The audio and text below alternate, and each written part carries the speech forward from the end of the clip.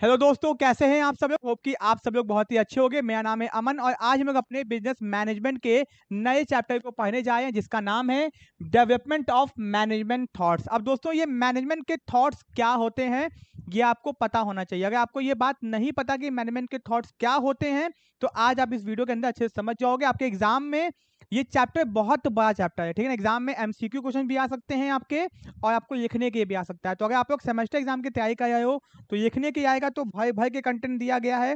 अगर आपको एमसीक्यू आएगा तो आपको डिटेल में और समझना पड़ेगा। हम लोग दोनों ही पॉइंट ऑफ व्यू से पढ़ाई करेंगे क्योंकि ये चैप्टर आपके लिए नया है, इसलिए आपको दोनों बातों का ध्यान रखना पड़ेगा, ठीक है ना। ठीक है, अब दोस्तों ये क्या है, इसमें दो चीजें आपकी पुरानी जो आपने क्लास 12 में पढ़ाई की हैं, एक तो हेनरी फ्योर के 14 प्रिंसिपल और आपके एफडब्ल्यू टेलर के 4 प्रिंसिपल। उसके अलावा इसके अंदर बहुत सारी चीजें नई हैं, तो वो नई चीजें क्या वो हम लोग देखेंगे और थॉट्स क्या होता है ये भी समझेंगे। ये जो आपका पहला पॉइंट है इसमें आपको समझाया जाएगा कि मैनेजमेंट के थॉट्स क्या होते हैं। थॉट का मतलब दोस्तों होता है कि मैनेजमेंट के थिंकिंग। भैया ये कोई चीज अपने आप तो बनती नहीं है, पहले उसके लोगों को विचार आते हैं। थॉट्स मतलब विचार। तो भैया लोगों ने अपने अपने विचार दिए कि देखो ये होता है मैनेजमेंट, ये होता है मैनेजमेंट, इनके हिसाब से ये होता है मैनेजमेंट। तो हमको सबके विचारों के ऊपर विमर्श करना पड़ेगा, डिस्कशन करना पड़ेगा, ठीक है ना। पहले समझते हैं, चलो। अब दोस्तों पहले समझेंगे क्या होता है मैनेजमेंट के थॉट्स। तो देयर इज अ पहले यहाँ पे थोड़ा टिक कर देते हैं जिससे हाँ पढ़ाई हो ही पता चलेगा। There is a long history behind the evolution of management thoughts. बहुत लंबी हिस्ट्री है भाई साहब मैनेजमेंट के थॉट्स को इवॉल्व होने के लिए, ठीक है ना, हुई है। Management is a considered as the significant feature of economic life. हमारे इकोनॉमिक लाइफ, एक इंसान के लाइफ का बहुत ही अहम हिस्सा है मैनेजमेंट, ठीक है ना। जो कि आज के टाइम पे लोगों को अच्छे से पता है। आपको पता है पहले गुरुकुल हुआ करते थे भैया, उस समय से हम मैनेजमेंट क्या होता है जानते हैं, ठीक है। अब दोस्तों management thought is regarded as a evolutionary concept. ये क्रांतिकारी, इवॉल्व मतलब होता है, इवॉल्व मतलब जो चीजें चेंज होती आती हैं। भैया मैनेजमेंट का मतलब हमारे ये चेंज होता रहता है, evolutionary.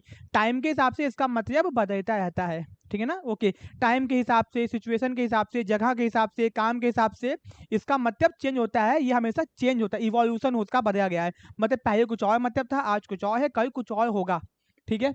It has developed along with and in line with social. ये हमारे समाज के हिसाब से, हमारे कल्चर के हिसाब से, हमारे इकोनॉमिक के हिसाब से, हमारे साइंटिफिक इंस्टीट्यूशंस के हिसाब से अलग होता है, ठीक है ना। मतलब इंडिया का मैनेजमेंट करने का तरीका और अमेरिका का अलग होगा, समझ आ गया। समाज के हिसाब से, कंट्री के हिसाब से, लोकेशन के हिसाब से, साइंटिफिक इंस्टीट्यूशंस के हिसाब से चीजें अलग अलग होती हैं, ठीक है। Okay, management thought has its origin in the ancient times. पुराने समय से, मैंने आपको बताया ना पुराने समय से है। ये जो हम लोग पाया ये बस पाया है कि क्या होता है चीजें। अगर आपको मतलब ही नहीं पता होगा तो आपको मैं आगे क्या ही पढ़ाऊंगा, ठीक है। अब दोस्तों it is developed along with other socio economic development. भैया बाकी चीजों के साथ में भी ये डेवलप होता है। हमारे समाज में और भी चीजें हैं, सोशियो इकोनॉमिक डेवलपमेंट। समाज जब जब एक समाज का विकास होता है तो साथ में मैनेजमेंट का भी उसके साथ में विकास होता है, ठीक है। The contributor to management theory include, management के फिलोसफर बहुत सारे हैं, मैनेजमेंट के प्रैक्टिशनर हैं एंड स्कॉलर्स जो इसके ऊपर पढ़ाई करते हैं। ये सब लोगों ने क्या किया है, अपना अपना कंट्रीब्यूशन मतलब योगदान दिया है कि क्या होता है भैया मैनेजमेंट। ओके, ये पढ़ लो। तो दोस्तों अब आगे देखते हैं। Modern management is based on the strong foundation. आज का जो मैनेजमेंट है उसकी जो निर्माण है बहुत ही स्ट्रॉन्ग फाउंडेशन के ऊपर रखी गई है। ये down by the management thinkers from the past event. मतलब कि इतना चीजें बदल चुकी हैं कि आज जो हम लोग पढ़ते हैं वो बहुत ठोस है, मतलब एग्जैक्ट है, उसमें कुछ चेंज करने की जरूरत नहीं है। अब दोस्तों what does management thought means, अब बताएगा कि क्या होता है मैनेजमेंट थॉट्स का मतलब। अभी तक हमने समझा कि मैनेजमेंट थॉट्स मतलब कि भैया जो लोगों ने अपने कंसेप्ट दिए हैं, चीजें दी हैं, वो होता है। अब यहाँ पढ़ते हैं मैनेजमेंट थॉट्स रिफर टू, इसका मतलब होता है theory that guides management of people in the organization. मतलब कि एक बिजनेस के अंदर जो लोगों को गाइड करता है, गाइड मतलब दिशा निर्देश की क्या करना है कैसे करना है, इसको बोलते हैं मैनेजमेंट के थॉट्स। समझ में आ गया। पहले देखो बहुत सारी मीनिंग को पढ़ोगे, सबको कंबाइन करोगे तब समझ में। मानो मैं बोल दूं कि फूल क्या होता है, जो खुशबू देता है। अब कोई क्या है, फूल भैया फ्लावर होता है, कोई कुछ और बताया, कोई कुछ और बताया है। तो कहने का मतलब जब आप सबका मतलब समझ जाओगे तो एक प्रॉपर मीनिंग भी निकाल लोगे। तो भैया मैनेजमेंट थॉट्स का मतलब होता है वो थ्योरी जो मैनेजमेंट को गाइड करती है कि भैया बिजनेस के अंदर लोगों को काम कैसे करवाया जाए, चीजों को मतलब लोगों को गाइड करना, लोगों को दिशा दिखाना, इसी को बोलते हैं मैनेजमेंट थॉट्स। दूसरा, इनिशियली स्टार्टिंग में management theory were developed out of the practical experiment, पहले स्टार्टिंग में प्रैक्टिकल एक्सपेरिमेंट्स किए गए भाई साहब, ठीक है ना, of the managers in the industrial organization. भैया याद करो, FWTA ने अपने नियम कहाँ बनाए हैं, मैक्सिमम चीजें तो फैक्ट्री में बनाई है ना, फैक्ट्री में उन्होंने एक्सपेरिमेंट किया, नई नई चीजें प्रैक्टिस की और उन्होंने अपने भैया प्रिंसिपल बना डाले, है कि नहीं। ओके, FWTA सॉरी हेनरी फ्लोय ने बनाया मैनेजमेंट के लिए और FWTA ने फैक्ट्री के बनाया था, ठीक है। Later on manager borrowed ideas from several other field, starting में तो भैया भैया इंडस्ट्रीज में देखा, बाद में अदर साइंस में देखा, सोशियोलॉजी में देखा, भैया एंथ्रोपोलॉजी में देखा एंड अदर सब्जेक्ट्स को हमने क्या किया, ध्यान दिया एंड उनके हिसाब से हमने क्या किया, उनके हिसाब से हमने नए नए कंसेप्ट को बनाया, ठीक है। तो व्हाट इज मैनेजमेंट थॉट्स, जो समझ करते हैं, मैनेजमेंट थॉट्स का मतलब होता है वो विचारधारा, वो गाइड्स, वो इंफॉर्मेशन, वो प्रैक्टिस जो हमको मदद करती है काम को करने में, गोल को अचीव करने में, उसको बोलते हैं मैनेजमेंट के थॉट्स, ठीक है। ओके, अब दोस्तों इवोल्यूशन ऑफ मैनेजमेंट थॉट्स, कैसे इवोल्यूशन हुआ भैया, स्टार्टिंग में कोई चीज तुरंत तो आ नहीं गई है, पहले क्या था, बाद में क्या हुआ, अभी क्या है, अपने को सब पढ़ना है। तो भैया इवोल्यूशन का मतलब होता है ये 4 स्टेजेस के अंदर डिवाइडेड है, 4 स्टेजेस के अंदर। एग्जाम में आपके MCQ में पूछ सकता है भैया कि मैनेजमेंट के जो इवोल्यूशन हुआ है, भैया इंसान पहले बंदर था, बंदर से भैया चेंज होते होते होते होते होते आज इंसान बन गया, तो इवोल्यूशन ऑफ ह्यूमन बीइंग, तो बंदर से इंसान कैसे बना, इवोल्यूशन। वैसे ही मैनेजमेंट आज जो है, पहले क्या था और अभी क्या है, उसका इवोल्यूशन पढ़ने जाए हम लोग, ठीक है। चलो, तो ये आपके देखो पहला है पी साइंटिफिक मैनेजमेंट, भैया मतलब साइंटिफिक मैनेजमेंट के पहले इसको बोलते हैं पी साइंटिफिक मैनेजमेंट पीरियड, ठीक है। दूसरा है क्लासिकल थ्योरी, क्या है क्लासिकल थ्योरी, क्लासिकल के अंदर 3 चीजें हैं, एक है साइंटिफिक मैनेजमेंट, एक है एडमिनिस्ट्रेटिव मैनेजमेंट, एक है ब्यूरोक्रेटिक मॉडल। ये क्या होता है, कोई बात नहीं, हम लोग पढ़ेंगे आराम से, सब कुछ समझ में आपको आएगा। फिर तीसरा है नियो क्लासिकल, ठीक है ना। एंड दोस्तों लास्ट में है modern theory of system approach. तो ये भैया अपने को चारों पढ़ना है, आपने इसमें से सेकंड वाले में साइंटिफिक और एडमिनिस्ट्रेटिव वाला पढ़ा है, मतलब हेनरी फ्लो के 14 प्रिंसिपल पढ़े हैं और साइंटिफिक मैनेजमेंट प्रिंसिपल पढ़ा है, उसके अलावा आपने कुछ नहीं पढ़ा है इसके अंदर, मतलब आपके ये पूरा नया है। तो भैया evolution of management thoughts 4 stages में डिवाइड किए गए हैं। चलो ठीक है, अब हम लोग पहला स्टेज पढ़ने जाएं जिसका नाम है पी साइंटिफिक मैनेजमेंट पीरियड, और हम लोग इसको पार्ट पार्ट में पढ़ेंगे, मैं आपको एक ही वीडियो में सब नहीं पढ़ाऊंगा, मैं हर एक चीज को अलग अलग पार्ट में पढ़ाऊंगा, क्योंकि इसका रीजन ये है कि आपको चीजें अलग से समझ में आएंगी, वरना एक दूसरा में घुस जाएगा, आपको डाउट भी हो सकता है, ठीक है। चलो, अब दोस्तों पी साइंटिफिक मैनेजमेंट पीरियड, इसका मतलब क्या है, पी का मतलब होता है पहले, साइंटिफिक मैनेजमेंट से पहले, मतलब इसके बाद वाला जो पीरियड आया वो साइंटिफिक मैनेजमेंट पीरियड था, और ये कौन सा है, साइंटिफिक मैनेजमेंट के पहले वाला पीरियड, नाम इसका गलत दिया है, प्री साइंटिफिक मैनेजमेंट पीरियड, मतलब साइंटिफिक मैनेजमेंट से पहले वाला क्या बोलते हैं पीरियड, जहां पे क्या था मैनेजमेंट हम समझते हैं। अब देखो हम लोग एक ऐसे टाइम पीरियड में है जहां पे हमको भैया कुछ नहीं पता कि क्या होता है मैनेजमेंट, मैनेजमेंट के उत्पन्न होने की शुरुआत होने जा रही है, समझ में आया कि कैसे मैनेजमेंट नाम का भी जन्म हुआ, हम क्या समझते थे कि मैनेजमेंट क्या होता है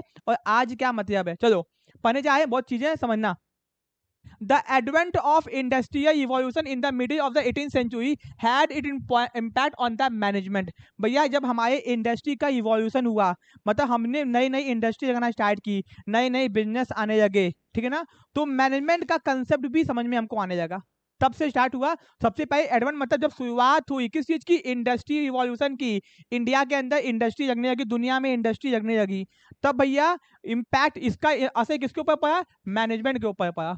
इंडस्ट्रियल इवोल्यूशन, जब इंडस्ट्री का इवोल्यूशन हुआ, जब खूब सारी इंडस्ट्री लगने लगी, नई नई लगने लगी, तो brought up and complete change in the method of production. तो हुआ क्या, प्रोडक्शन करने का तरीका चेंज हुआ, पहले हम लोग हाथ से काम करते थे, अब मशीन से काम होता है, वो चेंज हुआ। टूल्स चेंज हुआ, जो सामान इस्तेमाल करते थे, इक्विपमेंट्स चेंज हुआ, वर्कर के काम करने का तरीका चेंज हुआ, काम करने का तरीका चेंज हुआ, पैसा उठाने का तरीका चेंज हुआ, सब चीज के अंदर क्या हुआ, चेंजेस आए, सब कुछ में चेंजेस आया, ठीक है। Employ went to their work instead of receiving it, भैया उनको काम मिलता नहीं है, काम करने जाना पड़ता है, घर बैठे काम नहीं मिलता, उनको काम करने की जाना पड़ता है। And so the factory system, तब भैया एक फैक्ट्री सिस्टम भी होता है कि एक फैक्ट्री खुलेगी जहां पे काम होगा और आपको काम करने आना पड़ेगा, तब समझ में आया कि फैक्ट्री सिस्टम कुछ होता है। And it is known today, become a dominant feature of economy. और इंडिया में, पूरी दुनिया में आज के टाइम पे ये एक डोमिनेंट फीचर है। हर सामान कहाँ बनता है? फैक्ट्री में बनता है। और ये फैक्ट्री सिस्टम पहले किसी को पता ही नहीं था कि एक फैक्ट्री कोई जगह होगी जहाँ पे मशीनें लगी होंगी, जहाँ पे काम होगा, जहाँ सामान बनेगा। तो उस समय ये डेवलप हुआ। ठीक है, अब किसी फैक्ट्री को चलाने के लिए प्रॉपर मैनेजमेंट करना बहुत जरूरी है भाई साहब। तो अंडर दिस सिस्टम लैंड होगा, बिल्डिंग होगी, लोगों को नौकरी पे रखा जाएगा, कैपिटल आएगा, फिर क्या बोलते हैं एंटरप्रेन्योर आएगा जो क्या करेगा, इन सब फैक्टर को कंबाइन करेगा। एंटरप्रेन्योर कौन होता है? जो लैंड, लेबर, कैपिटल, एंटरप्रेन्योर को कंबाइन करके एक बिजनेस को स्टार्ट करता है। वो कंबाइन करेगा इन फैक्टर को और अपने गोल को क्या करने वाला है? अचीव करने वाला है। ये कहानी की तरह समझो भाई साहब, तभी समझ में आएगा। ठीक है, all these changes in turn brought about changes in the field of management. जैसे हमने ये सब करना स्टार्ट किया तो मैनेजमेंट जो चीज है वो सामने हमारे आने लगी। अच्छा, ये सब काम करने की चीजों को मैनेज करना पड़ेगा ना, सिस्टमैटिक तरीके से किसी काम को करते हैं उसको बोलते हैं मैनेजमेंट। जब भी किसी काम को दूसरों से करवाते हैं अपने गोल को अचीव करने के लिए, management. Management is an art science. भैया क्या क्या है मैनेजमेंट? ठीक है, तो ट्रेडिशनली मतलब अगर पुराने समय बात किया जाए, ट्रेडिशनली बोलो चाहे कन्वेंशनल बोलो, हमारा जो रीति रिवाज है, कस्टमरी बोलो, कुछ भी बोल लो, ideas of management were so given up and management come to based on a scientific principle. क्या हो गया? हमारे पुराने पुराने नियम खत्म हो गए। आपके घर में मम्मी कहती है ना कि आपका भैया क्या बोलते हैं, जब तबीयत खराब होती है तो आपको, या फिर गला खराब होता है आपको काढ़ा पियाते हैं। तो काढ़ा पियाना एक ट्रेडिशनल परंपरा है, बट उसके पीछे साइंटिफिक लॉजिक है। बात समझो, काढ़ा पियाना एक ट्रेडिशनल परंपरा है। तो हम लोग अपने क्या किए, हम लोग ने अब मैनेजमेंट के अंदर ट्रेडिशनल चीजों को छोड़ के, जो हम लोग कर रहे थे उसको हटा के, अब हम लोग साइंटिफिक चीजों को क्या करने लगे? अपनाने लगे। अब हम लोग भैया कोई भी काम को ट्रेडिशनल तरह से छोड़ के साइंटिफिक तरीके से करने के लिए अपनाने लगे। साइंटिफिक तरीका क्या होता है? जहां पे किसी भी काम को लॉजिक से करते हैं उसको बोलते हैं साइंटिफिक। जहां पे किसी काम को अपने कस्टम बस करने के तरीके से करते हैं उसको बोलते हैं ट्रेडिशनल। बात समझ आ गया? पुराने समय में खेत की जुताई हल बैल से होती थी, ठीक है ना। आज क्या होती है? ट्रैक्टर से होती है। अब क्या है? साइंटिफिक तरीका आ गया। समझ आ गया? ओके, चलो। In the words of F Urwick, ये अपने को पढ़ने की जरूरत नहीं है, पर आप चाहो तो पढ़ लेना, आपकी इच्छा है भैया। चलो, तो अब जब हम पढ़ लेते हैं। In the words of F. Uivik, modern management has thrown up a new branch of human knowledge, a fresh universe discourse. During the period following the industrial revolution, certain pioneers of the tide changes। दोस्तों ये एक definition दी गई है, ये आपको पढ़ने की जरूरत नहीं है, कोई काम का आपके नहीं है। ठीक है, चलो। अब दोस्तों प्रोफेसर चार्ल्स बबेज, ये कौन थे भैया? यूके 1729 से लेके 1871 तक। इन्होंने क्या किया था भैया? इसको चार्ल्स बबेज, यहाँ पे नाम दिया गया है जेम्स वॉट रॉबिन्सन।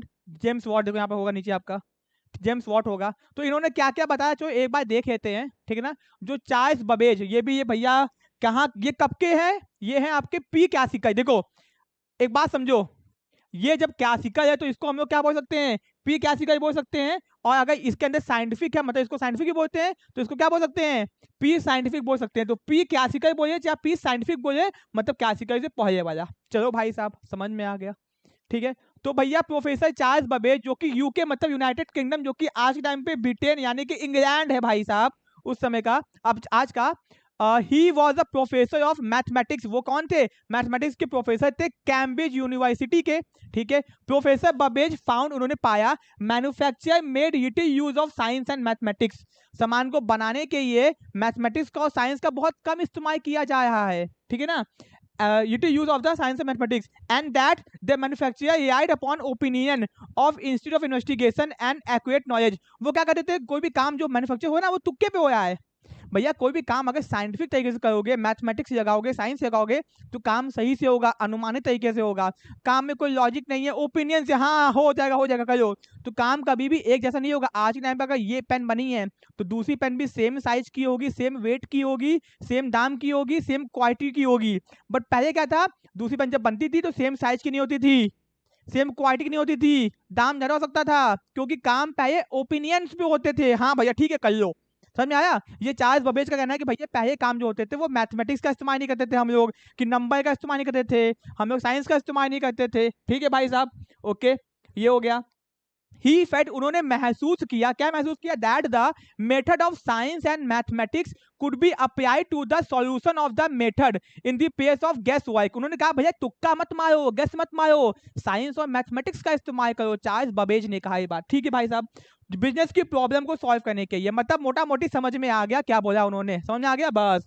ही एडवोकेटेड, उन्होंने भैया मतलब एडवोकेट मतलब बोला, ध्यान सबका खींचा, the use of accurate observation, किसी भी चीज को ऑब्जर्व करना है ना तो ऑब्जर्वेशन भी एक्यूरेट होनी चाहिए, तुक्केबाजी में नहीं होनी चाहिए, ठीक है ना। मेजरमेंट, प्रिसाइज नॉलेज आपको होनी चाहिए बिजनेस के डिसीजंस के लिए। कोई डिसीजन है ना तो तुक्केबाजी मत लो, आपको लगा तो मत लो, एग्जैक्ट नॉलेज हो तब डिसीजन लो।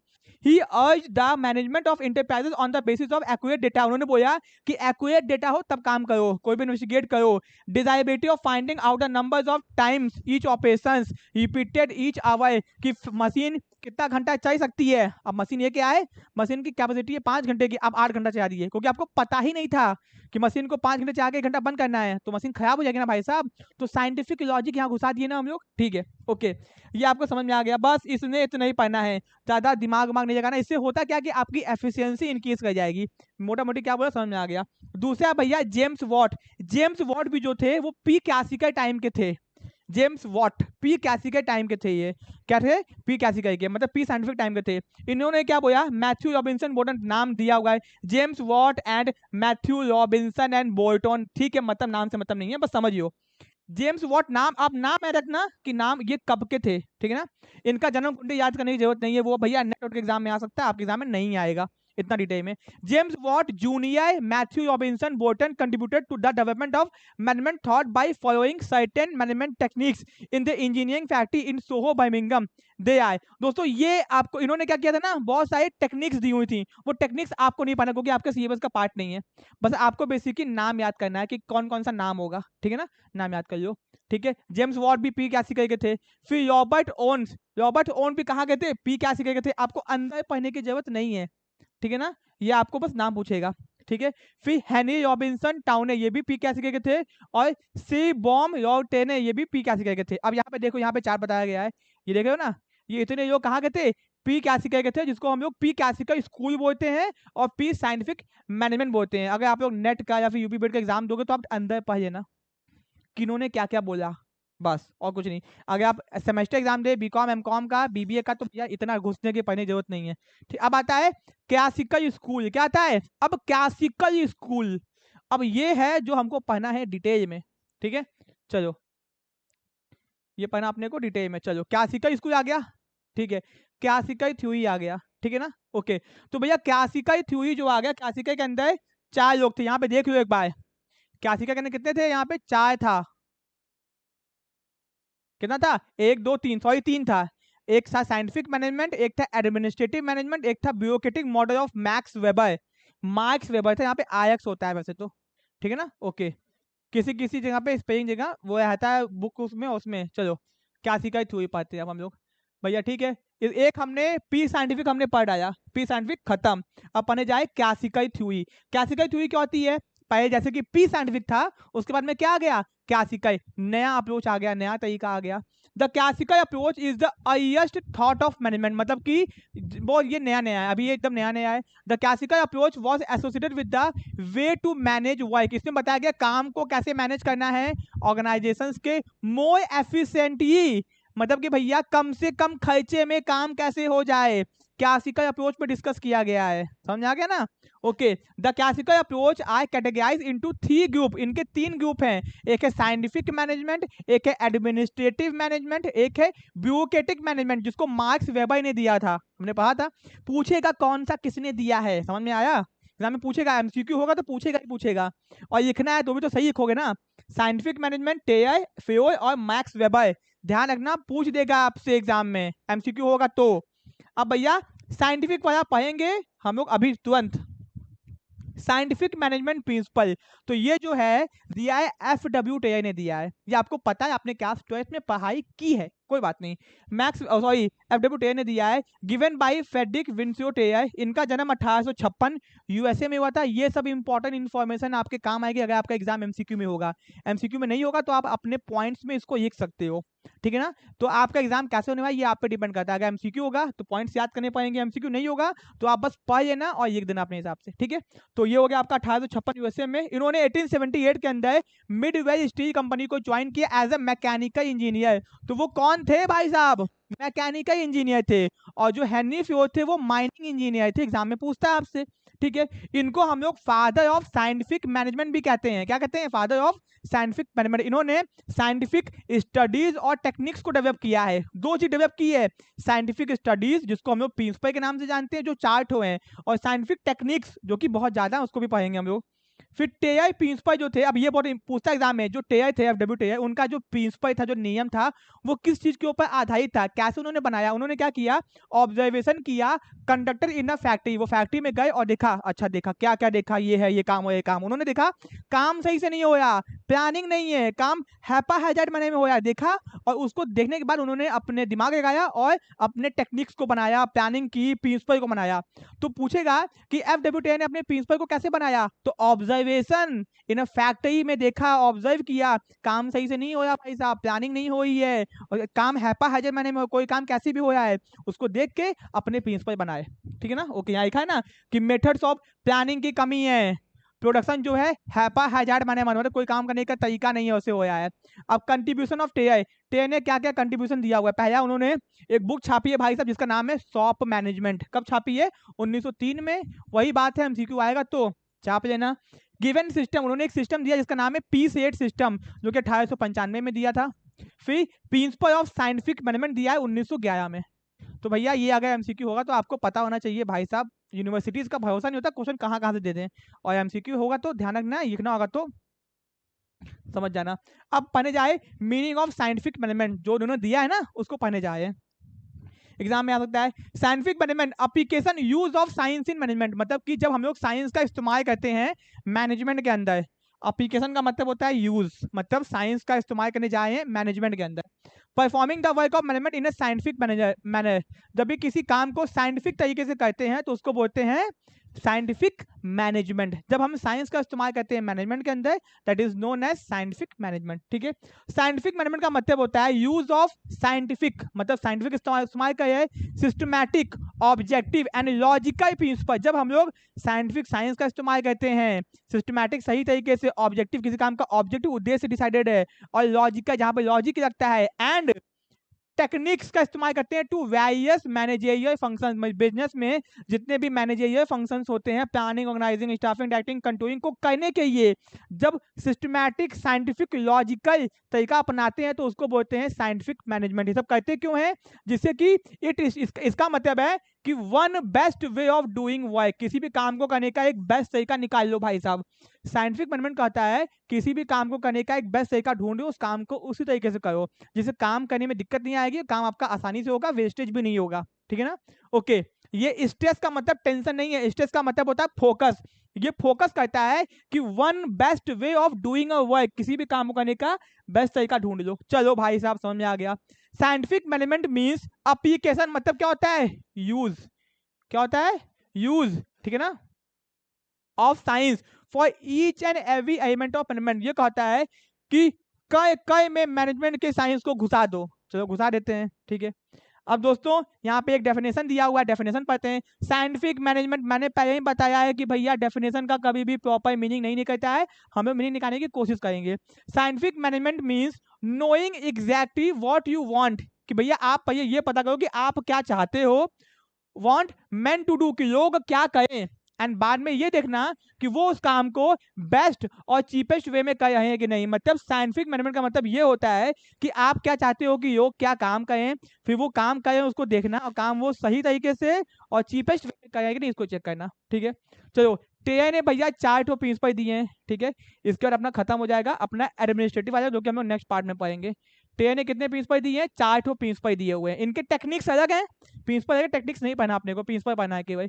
टेक्निक्स पहला है साइंस इज नॉट, पूछेगा एग्जाम में कि एफडब्ल्यू टेआई के कितने प्रिंसिपल हैं, 4 ठो हैं। कितने हैं, 4 ठो हैं, पूछेगा सीधे।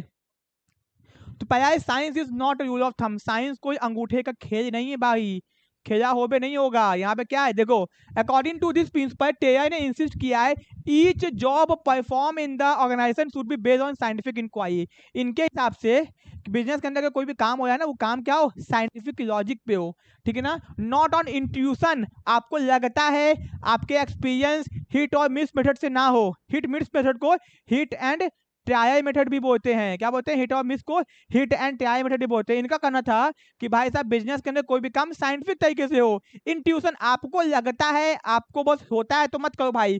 लॉजिक है उस काम में, लॉजिक से करो। कोई काम को अपने मन से मत करो, किसी काम को हिट और मिस मेथड से मत करो। पता है तभी करो, नहीं पता है तो मत करो। पहले पता करो काम कैसे किया जाएगा, फिर उस काम को करो, ठीक है ना। चलो, फिर ही से that there must be thinking before doing। करने से पहले सोचो, which is not in case of rule of thumb।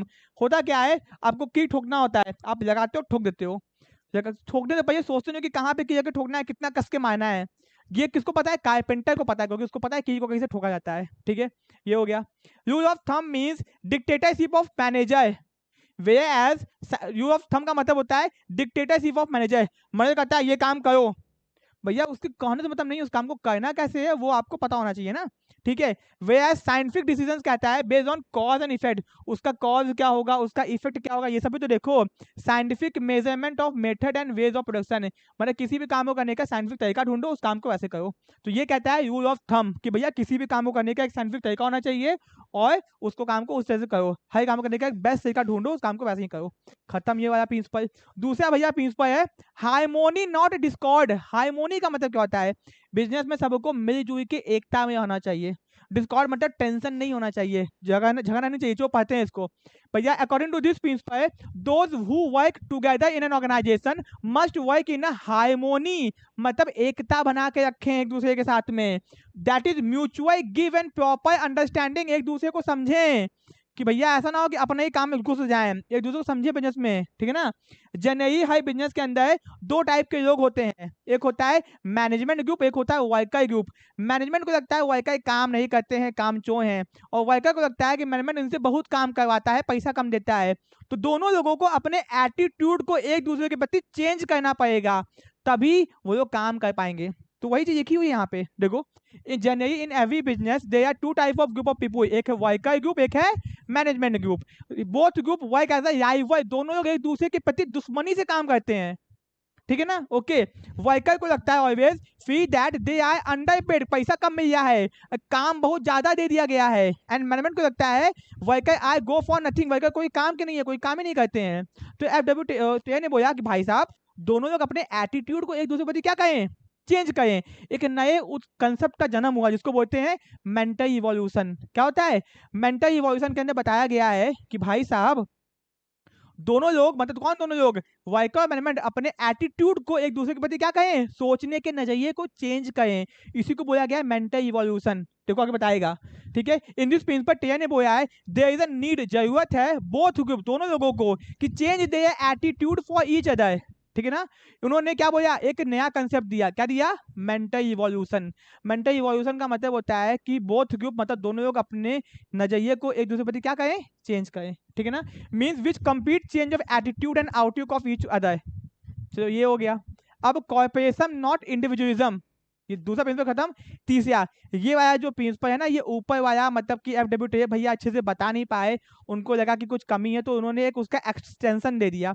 कहा चलो इस वाले में हम पीछे वाली बात भी कंप्लीट कर देंगे। लिखा होगा the principle is the extension, मतलब कि पुराने वाले प्रिंसिपल में वो अच्छे से बता नहीं पाए खुल के, तो उन्होंने बोला कि भैया ये वाला जो प्रिंसिपल है ना, ये पुराने वाले का एक्सटेंशन है। पुरानी बात खत्म नहीं हुई तो इसमें एक नया प्रिंसिपल बना दिया, उसमें ऐड कर दिया, ठीक है भाई। इसको एक्सटेंशन बोलते हैं, एग्जाम में पूछ सकता है आपसे ये MCQ। According to this principle work must be carry on in corporation, जो काम होता है बिजनेस में कैसे हो, कॉर्पोरेशन में हो, मिलजुल के हो, ठीक है ना। Each other with mutual confidence, एक दूसरे को कॉन्फिडेंस में लेके, and understanding for each worker. अब देखो एग्जाम्पल के तौर पे किसी वर्कर से हमको काम करवाना, हम उसको काम दे दें, वो काम नहीं कर पाएगा। हम उसको बुलाएं कि भाई देखो इतना काम है, इतना है, कर लोगे, वो कहेगा हाँ कर लेंगे। मतलब किसी काम को देने से पहले उससे पूछ लो कि इतना काम कर पाओगे, तब उसको दो तो वो काम को अच्छे से कर पाएगा। बिना पूछे काम को थमा दो और ज्यादा काम दे दो तो नहीं कर पाएगा ना। तो भैया एक दूसरे को समझो पाइए, अंडरस्टैंडिंग, वरना हमको किसी से बंधुआ मजदूरी नहीं करवानी है, हमको क्या करवाना है, समझना उस दूसरे को, फिर उसके कैपेसिटी के हिसाब से उसको काम दो। ठीक है, वही बोल रहा है कि भैया वर्कर मैनेजर कॉर्पोरेशन में काम करें, मिल के काम करें। The manager must take worker in confidence, manager क्या करे, वर्कर को कॉन्फिडेंस में किसी भी टारगेट को या फिर काम को सेट करने से पहले, उसको काम देने से पहले क्या करे, उस काम का स्टैंडर्ड फिक्स करे। ठीक है ना, ओके, बिकॉज व्हेन स्टैंडर्ड या फिर टारगेट फिक्स हो जाता है तो बाद में वर्कर को बताओगे भैया इतना काम कर पाओगे, जिससे वो क्या देगा, अपना बेस्ट देगा। क्योंकि अगर उससे पूछोगे इतना कर लोगे, अगर हाँ करेंगे, तो भैया मतलब उससे पूछ के काम को दिए हो ना, ठीक है, वो कर भी काम को, ठीक है, एंड वो उसको अचीव करिएगा। To have corporation management should welcome, अब भैया वो उतना कॉर्पोरेशन दिखाया है तो अगर वो कुछ बोले, कोई अपना सजेशन दे तो उसको तो सुनना चाहिए। अगर वो कोई सजेशन दे अपना employ, they should be rewarded, उसके बाद उसको रिवॉर्ड दिया जाए कि हाँ भैया तुमने सजेशन दिया, हाँ तुमने अच्छा काम किया। मतलब कि मानो वो बोलिया भैया कोई अपना सजेशन दिया कि ये काम ऐसे हो जाएगा, वो हो जाएगा, किसी काम करने का वो दूसरा तरीका बताया है, तो उसको सुनो और उसको क्या दो, रिवॉर्ड दो। ठीक है ना, मानो आप एक रेस्टोरेंट में एक वर्कर हो, सफाई करते हो, और आपने अपने मैनेजमेंट को कहा कि सर ये ऐसे सफाई करने में सफाई नहीं होती है, आप एक मशीन आती है उसको खरीद लीजिए, उससे सफाई बहुत अच्छी होती है और इससे क्या होगा, काम भी आसान होगा और चीजें अच्छी भी लगेंगी। तो आपने एक सजेशन दिया, तो इसके बारे में आपको डांटेगा नहीं वो कि तुम पैसा खर्च करवाए हो, वो आपको कहीं रिवॉर्ड देगा। ठीक है ना, अब एक्चुअल में आपको थपैया देगा वो बात अलग है, वो अलग बात है। ठीक है, आज की दुनिया में वो तो बस किताबी भाषा है। At same time when worker should not, worker भी क्या करे, स्ट्राइक पे ना जाए, बेफालतू की डिमांड ना करे। There must be open communication system, दोनों लोगों के बात करने के एक कम्युनिकेशन सिस्टम होना चाहिए जहां पे लोग एक दूसरे से खुल के बात कर सके। इसको बोलते हैं ये आपका हो गया कॉर्पोरेशन नॉट इंडिविजुअलिज्म। अब अपना आखिरी प्रिंसिपल है development of worker to their greatest efficiency and prosperity. इसका मतलब क्या होता है कि भैया बिजनेस में जो हमारे एम्प्लॉय हैं उनका हमको ध्यान रखना चाहिए। ठीक है ना, और उनके डेवलपमेंट के लिए हमेशा सोचना चाहिए कि उनका विकास कैसे है, वो वहीं पे टिके ना रह जाए। उसकी क्या बोलता है यहाँ पे कि इंडस्ट्रियल एफिशिएंसी, हमारे बिजनेस की जो ताकत है वो हम नहीं है, हमारे एम्प्लॉयज हैं, हमारे वर्कर्स हैं। ठीक है, तो industrial efficiency depend upon the efficiency of worker. एक वर्कर जितने अच्छे होंगे उतना ही हमारा बिजनेस मजबूत तरीके से काम करेगा। ठीक है, worker efficiency depend upon proper training, अगर आप प्रॉपर ट्रेनिंग करवाओगे, उनका सिलेक्शन करोगे तो उनकी एफिशिएंसी ज्यादा होगी। ठीक है, टेया ने बोला है कि बहुत ध्यान देना, आप लोग इंसिस्ट ध्यान देना कि जब भी आप किसी एम्प्लॉय को नौकरी पे रखोगे, सेलेक्टिंग करते समय ध्यान रखना उसकी जॉब उसके क्वालिफिकेशन के हिसाब से होनी चाहिए। कोई भी काम उसको दे ना तो उसके क्वालिफिकेशन के हिसाब से उसकी जॉब होनी चाहिए। Employ must be send for training, उसको ट्रेनिंग पे भेजो टाइम टू टाइम, जिससे क्या होगा, उसकी नॉलेज अपडेट होगी और वो अच्छा काम कर पाएगा। मान लो कोई नई मशीन आई है, पुराने वर्कर को भैया ट्रेनिंग पे भेजो, जिससे वो नई मशीन को चलाने का तरीका सीखे, उनके अंदर कॉन्फिडेंस आएगा, काम को और मजबूती से करेंगे वो लोग। This will ensure greatest efficiency, इसके अंदर इससे क्या होगा, एफिशिएंसी आएगी, प्रॉस्पेरिटी आएगी कंपनी के भी और वर्कर के भी। प्रॉस्पेरिटी मतलब होता है चीजें अच्छा होगा। तो डेवलपमेंट ऑफ वर्कर, वर्कर का डेवलपमेंट होगा एंड टू एफिशिएंसी बढ़ेगी और प्रॉस्पेरिटी भी आएगी। भैया समृद्ध होंगे लोग, वर्कर भी खुश, आप भी खुश, टन हो गया काम। ये हो गया भैया अपना FWTA का पूरा खत्म कहानी। तो हमने भैया अभी एक तो पढ़ा है, क्या पढ़ा है, साइंटिफिक मैनेजमेंट पढ़ा है जो कि FWTA ने दिया था। दो बचे हुए हैं, एडमिनिस्ट्रेटिव मैनेजमेंट जो कि हेनरी फ्योय के हैं, और लास्ट में ब्यूरोक्रेटिक मॉडल जो कि मैक्स वेबर का है, जो कि हम लोग एक एक पार्ट में पढ़ेंगे। ठीक है, होप कि आपको चीजें समझ में आ गई होंगी। वीडियो को लाइक कर देना, चैनल को सब्सक्राइब करना। अभी तक आपने कोर्सेज को परचेस नहीं किया है तो कॉमर्स स्टेशन को ऐप डाउनलोड कर लो, वहां पे नंबर भी दिया है, हमें उससे बात भी कर सकते हो, कोई दिक्कत समस्या है पूछियो। बहुत कम दाम में आपको कोर्स मिल जाए, कंप्लीट कोर्स, जहाँ पे आपको पूरा PDF नोट्स मिलेगा। ठीक है, ऐसे ही वीडियोस के बने रहिए, फ्रेंड्स में शेयर कर दीजिए एंड कॉमर्स नेशन और कॉलेज नेशन का टेलीग्राम चैनल भी ज्वाइन कर सकते हो, जहाँ पे आपको सारी अपडेट्स टाइम से मिल जाएगी। ठीक है, मिलते हैं अपने नेक्स्ट पार्ट में। Thank you so much.